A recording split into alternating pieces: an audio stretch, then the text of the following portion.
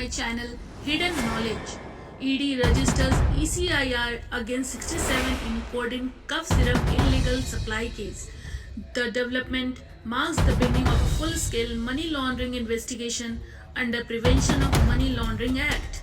It will allow ED to their nationwide search, freeze bank accounts, seize digital evidence and seize properties linked to proceeds of this crime. Thank you.